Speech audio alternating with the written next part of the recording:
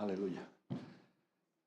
Aleluya, Señor. Qué bueno es que tú nos permitas entrar en tu presencia, Señor, por ese sacrificio vivo, Señor, que tú hiciste delante del Padre, que nos has justificado, nos has vestido, nos has purificado para ti, nos has aceptado en el amado, Señor, y hasta el día glorioso que estemos en tu santa presencia, también ya vamos disfrutando de estas primicias, de estar en tu presencia, Señor, por la fe. Y también, Señor, tú sabes que te necesitamos peregrinando hacia ti. Por eso tú nos has dotado de tu Espíritu, Señor, y también de tu palabra, para que puedas regar y confirmar nuestros corazones, Señor. En Cristo Jesús. Amén.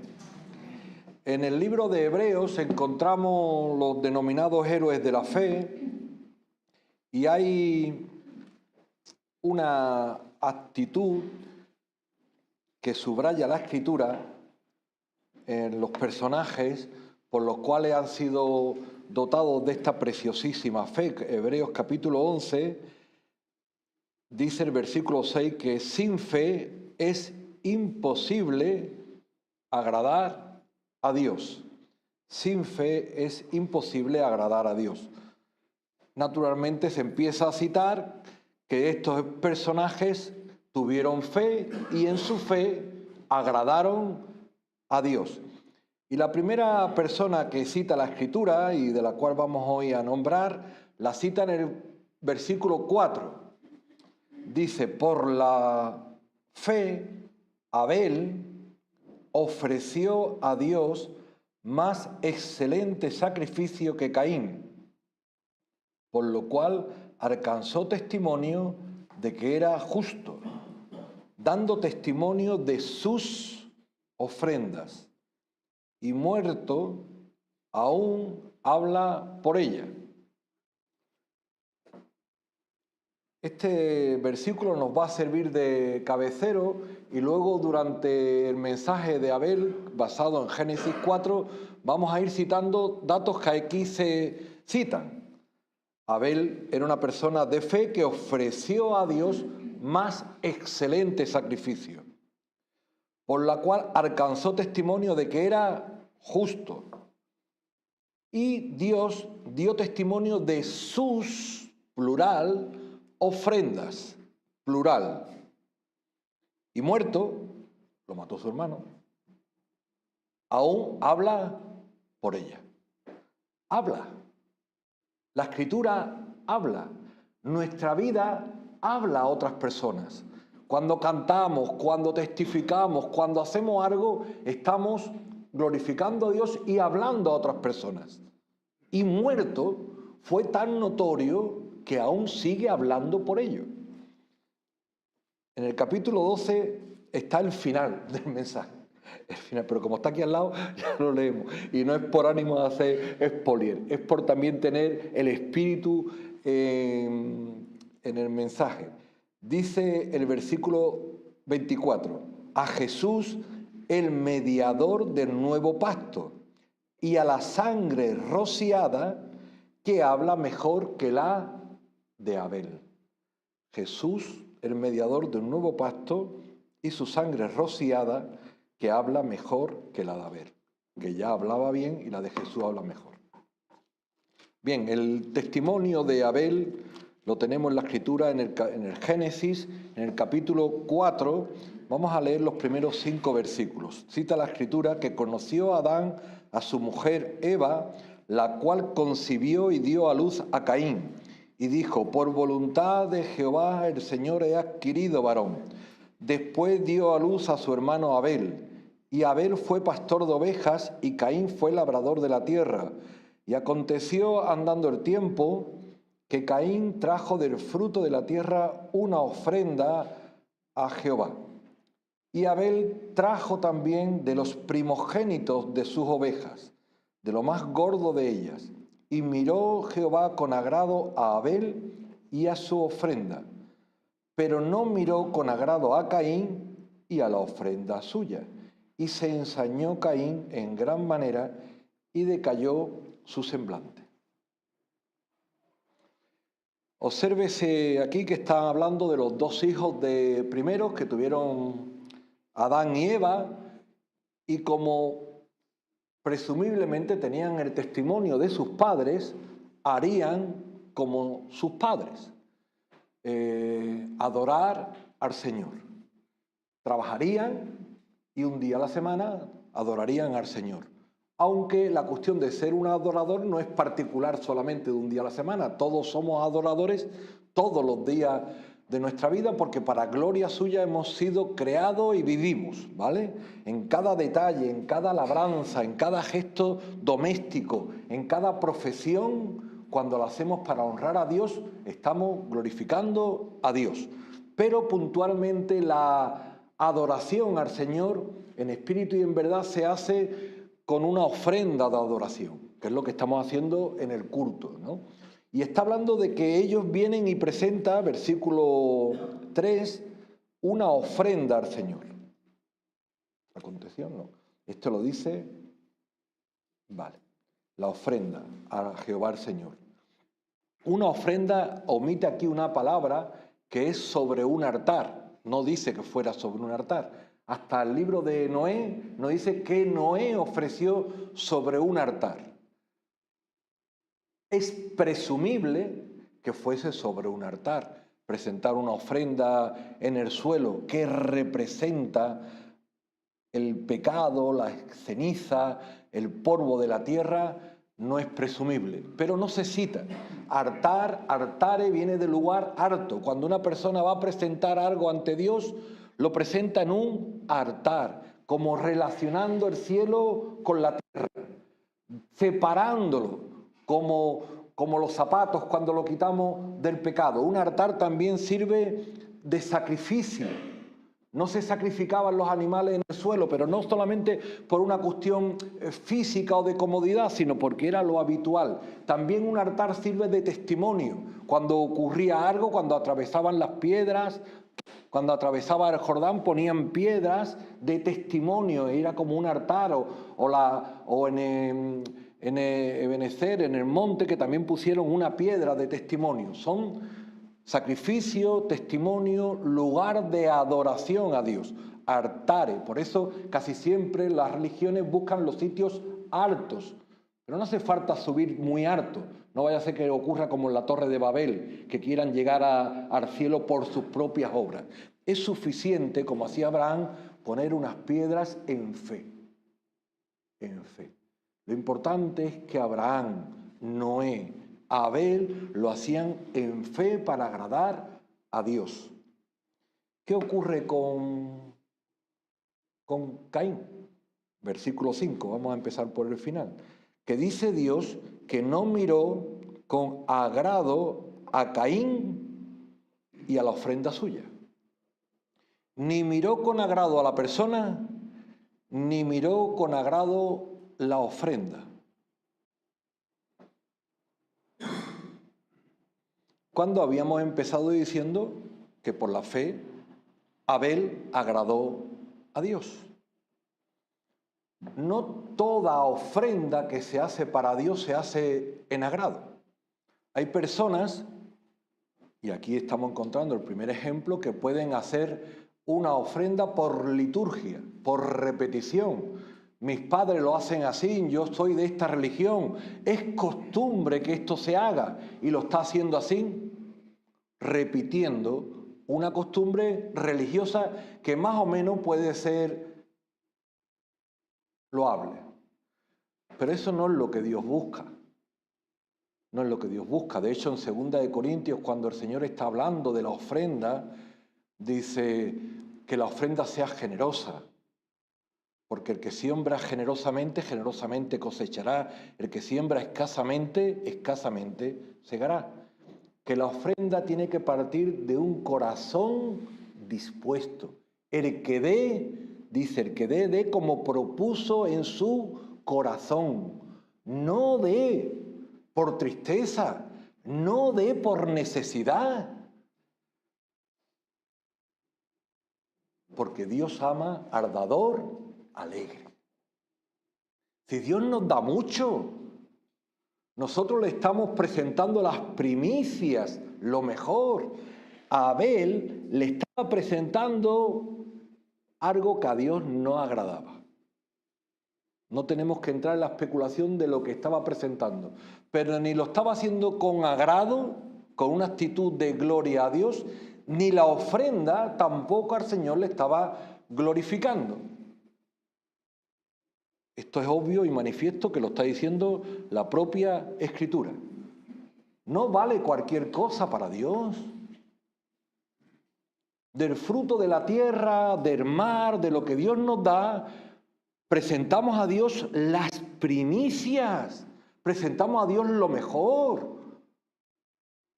No presentamos cualquier cosa, argumentando como a veces en otras cuestiones sociales que un grano es poca cosa, pero un grano no llena un granero, pero ayuda al compañero, ¿no? Bueno, pues yo presento una ofrenda y no lleno un granero, pero ayuda a mi compañero. No, es una ofrenda al Señor. El Señor no tenemos que dar cuenta a nadie. Nadie tiene que saber lo que nosotros estamos presentando, pero se lo estamos presentando al Señor con todo corazón, con un corazón dispuesto, no por obligación, no por necesidad. Si le vas a dar, Señor, lo que te sobra, si te le va a dar, Señor, cualquier cosa, no se lo des. No es una ofrenda que glorifica al Señor. Si no iríamos ante un rey o ante una autoridad con cualquier cosa, vamos a ir al Rey de la Gloria con cualquier cosa. Mejor nos callamos delante de Dios. Mejor venimos ante Dios y no hacemos nada que hablar o hacer algo que a Dios no le glorifique. Cuando se habla delante de Dios hay que hablar con fundamento, con propiedad, con agrado de Dios, con textura teológica también, no de cualquier manera. Y cuando se presenta algo a Dios hay que hacerlo para glorificarle y para agradarle, si no, no presentarle nada. Venimos a Dios para oírle, para su presencia, para aprender de Él y ya veremos en qué espíritu voy sintonizando con Dios, pero no nos marquemos una espiritualidad en la ofrenda o en la elocuencia cuando a Dios le sobra si no lo estamos haciendo verdaderamente, con el corazón y con la calidad que la ofrenda requiere. Por no decir ya que los primogénitos son del Señor y el Señor los sustituyó por la ofrenda. Que cuando estamos negándole y rescatimándole a Dios la ofrenda, le estamos escatimando y robando la vida de nuestros propios hijos. Pero ya eso ya es una enseñanza colateral más fuerte que aquí no viene a cuento. No agradó a Dios ni Caín, hemos empezado, ni su ofrenda. Sí agradó a Dios la ofrenda de Abel, porque era de los primogénitos de las ovejas y era la más gorda. Pero volviendo a Caín, esta es la primera lectura, esta es la lectura de escuela dominical, la que todos los niños que hemos... Bueno, yo no he pasado por la escuela dominical, pero también me enseñaron esta historia. Pero hay más lecturas aquí, hay más lecturas aquí. De hecho, toda la escritura se interpreta con toda la escritura. Hemos empezado en Hebreos. El libro de Judas habla del camino de Caín, el camino de los corruptos, el camino de los que se rebelan contra Dios, el camino de los religiosos, el camino de los que quieren presentar a Dios sus ofrendas, hacer las cosas a Dios a su manera. Una vez los propios hijos de Aarón, el sumo sacerdote, quisieron entrar en el santuario de cualquier manera y presentaron a Dios en el altar de un fuego extraño, cuando Dios había enviado del cielo el fuego para que los sacrificios se hicieran con el fuego enviado del cielo. A la forma y manera que Dios establece, aquellos cogieron un fuego extraño, lo presentaron delante de Dios. ¿Y qué les ocurrió? Murieron en aquella misma hora. Cuidado con Dios. Si se hace algo para Dios, con temor, con reverencia y con agrado, no de cualquier forma.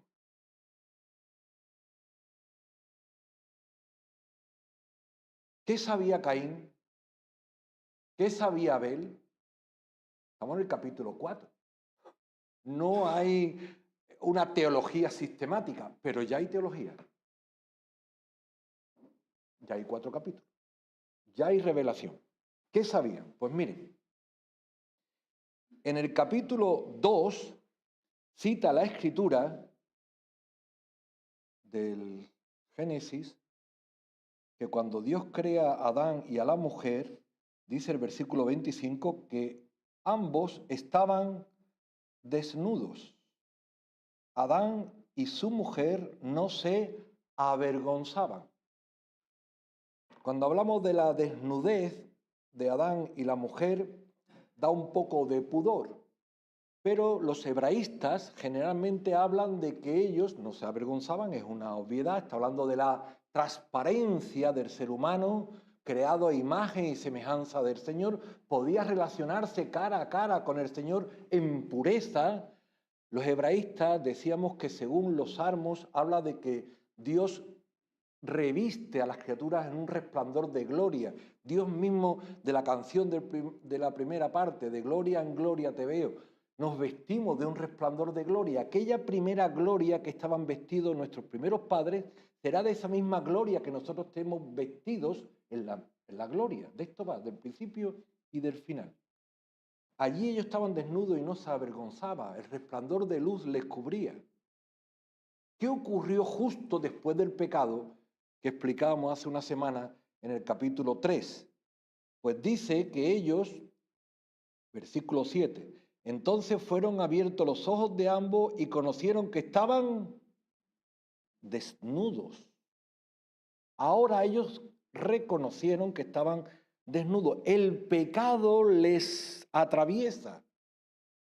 Desde la coronilla hasta la planta del pie, desde la planta del pie hasta la cabeza, todo estaba en podredumbre. Necesitaba ser ungido como el sacerdocio de Aarón, con aceite de arriba a abajo, completamente. Ellos se dieron cuenta que estaban desnudos. Al sentir vergüenza y temor, dice que entonces cogieron hojas de higueras y se hicieron delantales. Obsérvense la palabra, cogieron y se hicieron. Empiezan las obras humanas para tapar las vergüenzas. No es solamente una cosa de pudor estética, es una cosa de hacer cosas para presentarnos delante de Dios a nuestra mala manera. Porque las obras humanas nunca son aptas, acreditables para presentarnos delante de Dios. Delante de Dios solamente podemos entrar por pura gracia. Se vistieron con hojas de higuera y la cosieron. Obsérvese el detalle de coserla, ¿vale? Obsérvese el detalle de coserla. Luego oyeron la voz de Dios que se paseaba en el huerto al aire del día y el hombre y su mujer se escondieron de la presencia de Dios. Mas Dios llamó al hombre y le preguntó, ¿dónde estás tú? Y él respondió, oí tu voz en el huerto y tuve miedo porque estaba desnudo y me escondí. Y Dios le dijo, ¿quién te enseñó que estaba desnudo? ¿Has comido del árbol que yo te mandé que no comiese? ¿Cuántas veces se cita en la Escritura, en estos poquitos versículos, desnudez? 4. Si en tan pocos versículos algo se cita 4 veces, que es relevante. Repetimos que no está hablando de la inocencia de un bebé que está desnudo y no tiene vergüenza. Está hablando de que la desnudez aquí está representando la inmoralidad, la impiedad, la pudredumbre del ser humano que al rebelarse contra Dios ha perdido el resplandor de gloria, la vestidura de gloria, ya no tiene relación con el Altísimo. Está separado de Dios. No puede hacer nada para reponer, para reconquistar, para reconciliar esa relación que le había echado a perder. Dios promete en su misericordia, además de las consecuencias trágicas del castigo, que de la simiente de la mujer nacería el Mesías. Y luego el Señor dice en el versículo 21, y Jehová Dios hizo al hombre y a la mujer túnicas de pieles y los vistió. Dios hizo.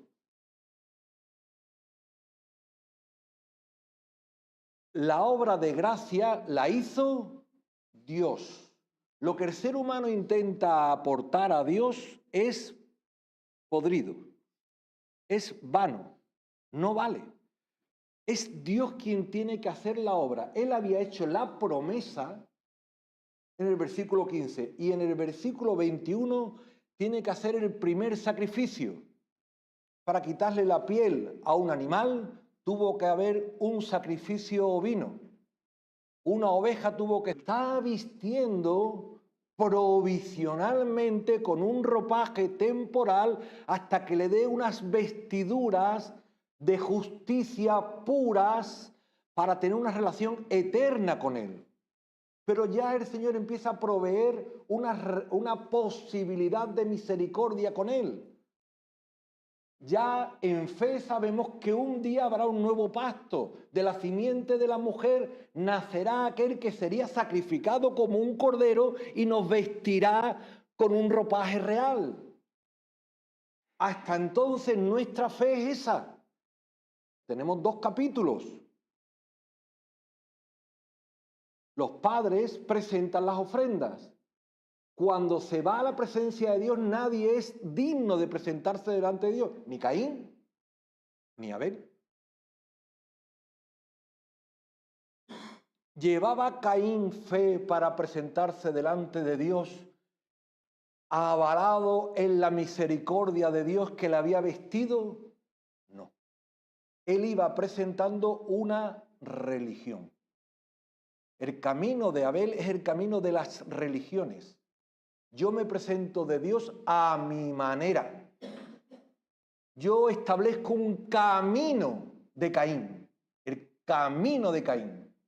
Es un camino alternativo al camino de Dios. Alguien puede venir aquí al culto y decir, ustedes sois religiosos. Bien, vamos a tener unidad para hacer una obra social y ayudar a las personas desamparadas que hay aquí en Huelva. Nosotros podemos colaborar con ellos, hacer armonía. Ahora pueden venir esos mismos religiosos que a veces se mezclan. Como ya hemos hecho una tarea junta y social y nos ha ido bien, ahora vamos a adorar junto a Dios. Bueno, aguántate. No va a venir tú de adorar las estatuas y te va a venir aquí a adorar a Dios. Tú sigue tu camino, que nosotros seguimos nuestro. Es que podemos ir juntos, sí, en Cristo. Sí, en Cristo. El sincretismo espiritual está lleno de buenos adjetivos, pero no es el camino de Cristo. No puede venir alguien aquí y decir, mira, que como la nieve es blanca y nuestros pecados serán purificados como la nieve, yo me he bañado en Sierra Nevada ayer por la tarde y ahora voy a tomar de los símbolos. Esto no es una fiesta que se hace las cosas de cualquier manera. Estoy poniendo cosas muy rocambolescas, pero pensar en cualquier religión. Que mira, que yo me he cogido y me he depilado de los pies a la cabeza y vengo, vamos, no tengo ni un cabello para tomar el pasto. Vamos a ver. Que las cosas, quien las establece es Dios.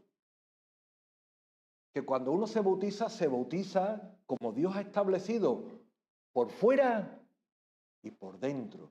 Porque si realmente hace un bautismo externo de algo que no ha ocurrido interiormente, ¿a quién quieres tú engañar? Y si vienes a tomar los símbolos, toma los símbolos como Dios ha establecido. No va a establecer ahora otro símbolo. Oye, que vamos a coger de la higuera y vamos a coger... Total, ¿qué más da? ¿Cómo que qué más da? Las cosas de Dios las establece Dios. Y nosotros seguimos el protocolo y el plan divino porque todo tiene una esencia, todo tiene una simbología en Cristo. Todas las cosas al final van a converger en Cristo.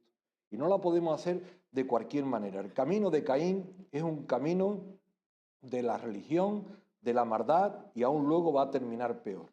Nos vamos al versículo 4 porque dice que Abel también trajo de los primogénitos de sus ovejas, de los más gordos de ella. Y miró Jehová con agrado a Abel y a su ofrenda. La primera lectura ya la vimos al principio. La ofrenda de Caín era inferior, la de Abel era de los primogénitos y era de lo más gordo. Pero eso no es la fe verdadera. Según lo que estamos argumentando en Hebreos, del testimonio de la justicia, y lo que venimos argumentando de la desnudez, ¿cuál sería el verdadero valor de la ofrenda de Abel que agradó a Dios? La fe. ¿Recordáis? Abraham tuvo fe en Dios y fue justificado. En que un día Jesús y mí. ¿Cuál era la fe de Abel? Que de la simiente de la mujer nacería uno que sería sacrificado como un cordero y entonces tendríamos una reconciliación eterna con Dios. Entonces él no presenta cualquier cosa. ¿Qué presenta? Un cordero. ¿Pensáis que iba ahí con un cordero herido? ¿Pensáis que iba ahí con un cordero perniquebrado? ¿Pensáis que iba ahí con un cordero cualquiera? Iba con el mejor. Porque lección 1, porque era la primicia, era lo mejor que se le presenta. Y lección 2, y fundamental hoy, porque en fe sabía que era luego símbolo de un pacto mejor. ¿De qué habla Hebreos? De un pacto mejor. El de Moisés era el anterior, este de Hebreo un pacto mejor. Todos los símbolos del Antiguo Testamento en el Nuevo Testamento son mejores en Cristo. Pero tenía que tener un precedente, una simbología, y Abel lo estaba caracterizando. En fe estaba presentando una mejor ofrenda, y Dios se agradó de Abel y de su ofrenda. ¿Con qué actitud iba? Como propuso en su corazón. ¿Iba obligado? ¿Iba por necesidad? ¿Iba triste? Voy a dar mejor cordero, con lo bien que me lo podía haber comido. Y ahora se lo tengo que dar. No, hombre o mujer. Para Dios lo mejor de mi casa. Y lo mejor de mi casa no son nuestras cosas. Lo mejor de mi casa somos nosotros mismos, nuestro corazón. Lo mejor que nosotros podemos darle hoy a Dios es su presencia aquí en este lugar, purificado por su sangre preciosa, ofrendándole nuestras vidas en adoración viva al Señor. ¿Que le podemos traer algo material? Bien. ¿Que le podemos traer una canción? Bien. ¿Que le podemos traer una oración o una palabra? Bien. Pero lo mejor somos nosotros mismos. No hay nada que nos pueda superar. Claro que hemos hecho muy bien en venir al culto con un corazón dispuesto para agradarle a Él, no por obligación ni por necesidad. Isaías 61. Isaías 61. Estamos con el sacrificio de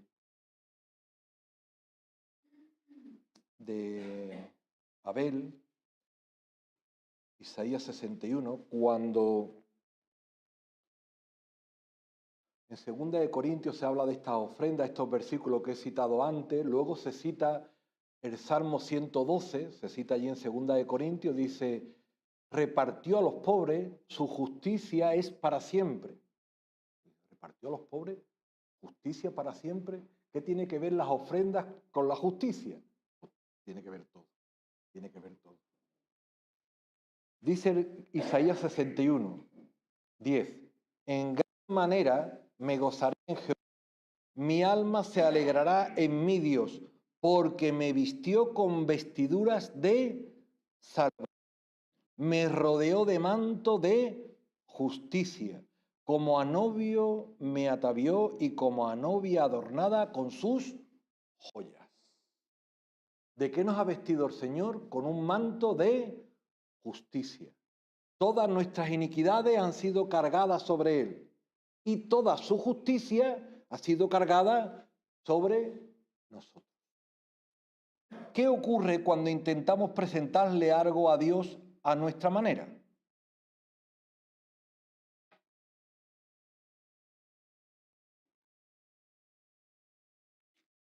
Pues como dice Isaías, que todas nuestras obras de justicia, son delante de Dios como trapos de inmundicia. Para Dios, toda nuestra obra para justificarnos, es como un trapo de inmundicia.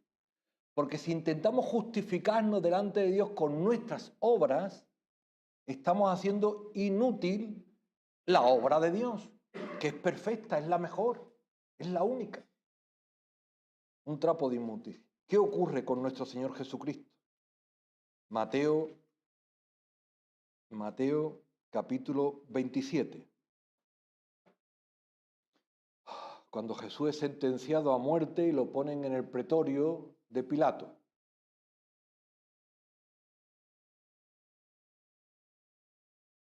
Mateo 27, versículo 27. Entonces los soldados del gobernador llevaron a Jesús al pretorio y reunieron alrededor de él a toda la compañía.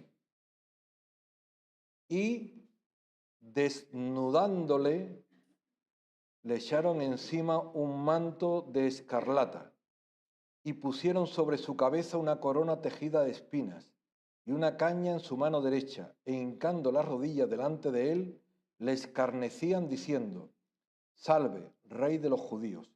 Y escupiéndole, tomaron la caña y le golpearon en la cabeza. Y después de haberle escarnecido, le quitaron el manto y le pusieron sus vestidos y le llevaron para crucificarle. ¿Qué hicieron con Jesús? Da un poco de pudor decirlo. Desnudándole. Le quitaron su ropa y le pusieron un manto escarlata. ¿Qué estaba haciendo Jesús por un poco de tiempo? Llevando toda la carga de nuestra iniquidad sobre él. Todo nuestro manto escarlata, todo el manto de pecado con el que estamos vestidos hoy, él lo llevó por un poco de tiempo. Era un símbolo de lo que él luego, unos instantes después, iba a llevar en la cruz. La carga del pecado. Por un poco de tiempo. Luego le volvieron sus vestidos. ¿Cómo eran sus vestidos? Observen el detalle de cómo eran sus vestidos.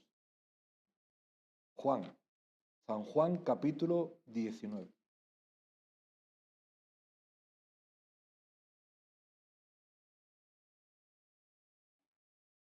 ¿Alguien recuerda qué hicieron con los vestidos de Jesús a los pies de la cruz? Amén. Sí.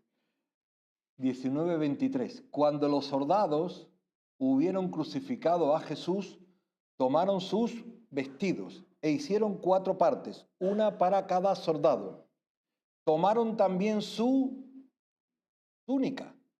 Observen el detalle, la cual era sin costura.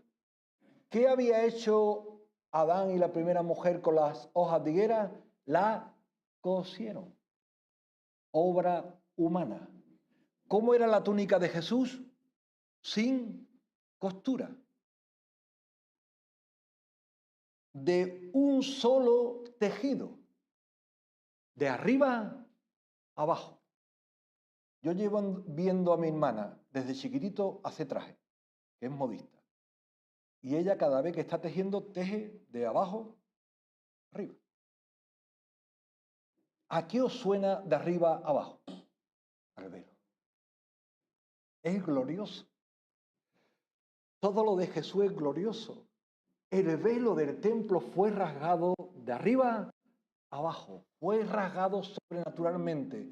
¿De quién está hablando el velo? Esto es de su propio cuerpo, que fue rasgado en nuestro lugar de arriba a abajo por el Padre, quebrantándole para podernos abrazar a todos y cada uno de nosotros. ¿Qué mayor honor tenemos nosotros de ser vestidos con la túnica de Él para intentar nosotros presentar miserias delante de Él? O ofrecer cualquier religión vana que hay por la tierra para acceder al cielo con los caminos de Caín, de lo cual el enemigo de Dios ha llenado la tierra. Y despreciamos el sacrificio vivo y único de nuestro amado Salvador. El hermano, y terminamos, Caín le dijo, vente al campo. Abel sabía las intenciones de su hermano.